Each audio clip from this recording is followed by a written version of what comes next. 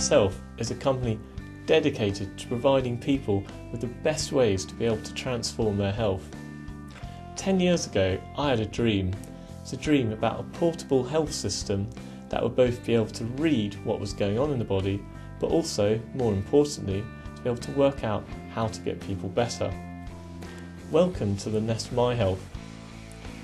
This has been a big step forward in my dream. The miHealth is one of the world's first devices that is able to help you achieve the highest levels of physical, mental and emotional well-being.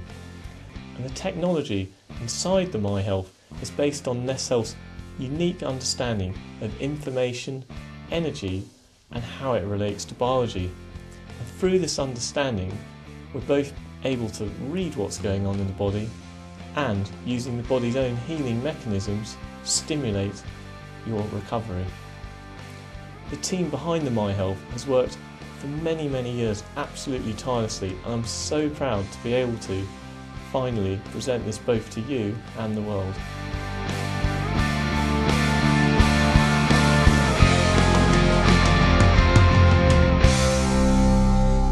This video is designed to explain how to use your NES miHealth device.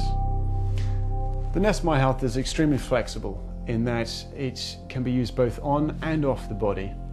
It can be used standalone or integrated into your existing practice, such as your NES Provision system. Let's take a closer look at the device. You'll notice that there are very few buttons. This is because we've incorporated a full-color touchscreen, which will operate the software. On the bottom of the device, you'll find your on-off switch. It's silver. By pressing and holding that down, you hear two tones and the device will become operational. On the home screen, there will be three options. There are two categories at the top, miHealth and Cycles. At the bottom, you have your settings icon. By going into settings, you will be able to personalize your miHealth device by changing the brightness, volume controls, and others. Let's go back to those two categories and start with the miHealth. By selecting miHealth, you will see a list of applications. By selecting the application that you desire, you'll be confronted with a list of functions. You'll see that when you select one of those functions, it will be highlighted. And below those functions, you will see two black arrows, one pointing left, one pointing right. That means that the two blue buttons below the screen are now activated, and they can then operate between moving you forwards and backwards within the software. So now that we have our function selected, we will press the right hand blue button to push us through to the run screen. In the run screen, you will see at the very top the name of the function that you've just selected. If it's the incorrect one, press the left hand blue button to go back to the list of functions and select the correct one. At the bottom of the screen are three blue icons. On the left hand side is the electrode icon. When you see this visible, it means that the output will be through the electrodes. To turn the electrodes on, you press the silver round button. To increase the output, the right hand blue button. To decrease the output, the left hand blue button. You can also increase or decrease the output on the side buttons for ease of use. You know that the output is happening when the NES icon on the screen is flashing.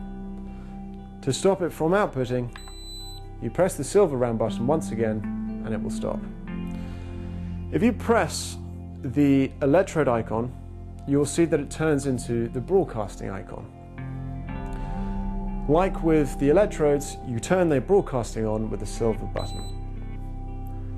You do not need to increase or decrease the output with broadcasting. And to turn it off, the silver button once again. To go back to the electrodes, you press the broadcasting icon once again. So you can now see that to the right of the electrode icon is what looks like a graph. This is the graph icon. By default, it is switched off.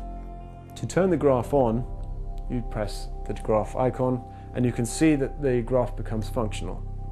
To the right of the graph is the timer icon. It is initially set for automatic timing, where when you have the device switched on, it remains on until you switch it off. By selecting the timer icon, you change it from a hand icon to a timer icon, where you can now change in increments of 15 seconds the timer to count down and where it stops the output. You change this by the yellow arrows on the top left corner of the screen, arrows up and an arrow down. Above these three icons at the bottom are numbers 1 to 5. These are your intensity settings, 1 being gentle, 5 being strong. The default for the device is set at 1, and we suggest that until you get used to the device and its output, you leave it on 1. Let's go through to the other category, which was the cycles. So if you press your left-hand blue button a number of times until you get back to the home screen. Now that we're back on the home screen, let's select the cycles category. This will bring you to a list. Select the one you desire. At the bottom of the screen, you should see how long the cycle will last for. By selecting the silver button, you can activate and then deactivate the cycle.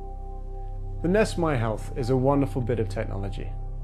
To find out more about it, please visit the website www.neshealth.com.